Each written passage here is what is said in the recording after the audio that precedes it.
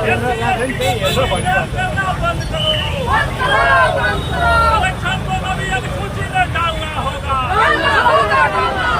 आरक्षण को कभी अनुसूची में डालना होगा। केंद्र सरकार होश में आओ, सरकार होश में आओ, यूपीएससी ने सीधी भर्ती करना बंद करो।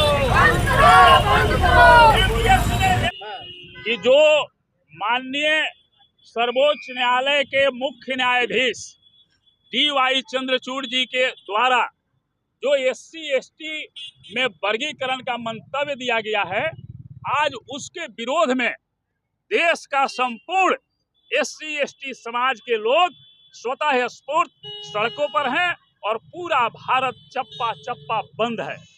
और इसका सीधा सीधी मतलब है, हम तो यह कहना चाहते हैं कि भाजपा के अंदर बहुत बड़ा घमासान चल रहा है और वह घमासान नेतृत्व परिवर्तन को लेकर के चल रहा है। भाजपा के अंदर ही कुछ लॉबी है जो चाहती है कि नरेंद्र मोदी और अमित शाह के नेतृत्व को बदल दिया जाए, और वही लॉबी जो है इस तरह का देश में साजिश कर रही है कि बड़े बड़े पैमाने पर जो साजिश होगी उससे स्वाभाविक है कि जिसकी सरकार है वो बदनाम होगा। अब जब SC/ST का वर्गीकरण किया जाएगा, इसका सीधा सीधी आरोप जो है केंद्र सरकार पर जाएगा।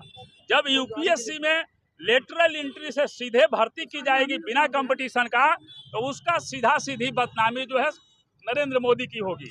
और को रद्द कर दिया गया है। लेकिन आप देख रहे हैं, आप जो कह रहे हैं ये सही बात है। मैं उसी बिंदु को कहना चाह रहा हूँ कि अगर नरेंद्र मोदी की सहमति होती तो सुप्रीम कोर्ट का वर्षन आने के बाद भी उनको नहीं कहना पड़ता कि सुप्रीम कोर्ट के आदेश को हम नहीं मानेंगे, और ये भी नहीं उनको कहना पड़ता कि लेटरल एंट्री नहीं की जाएगी।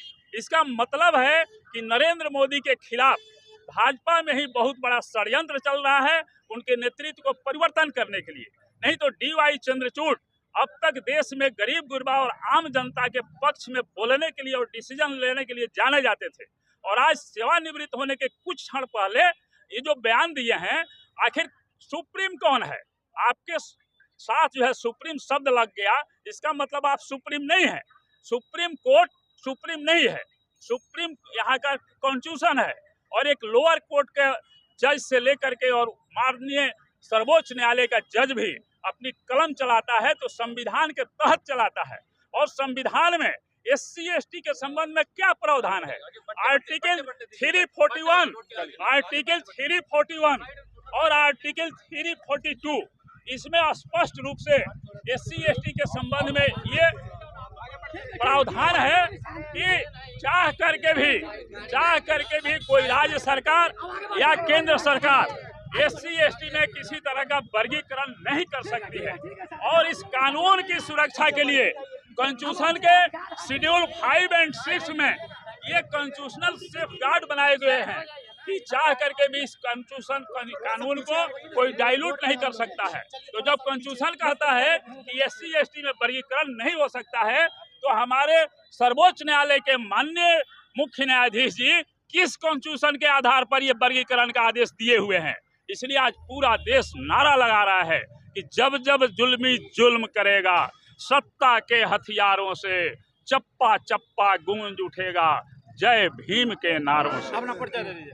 मैं शिव कुमार माझी हूँ और अखिल भारतीय चौहरमल मोर्चा। आप देख रहे हैं बेनिफिट टीवी।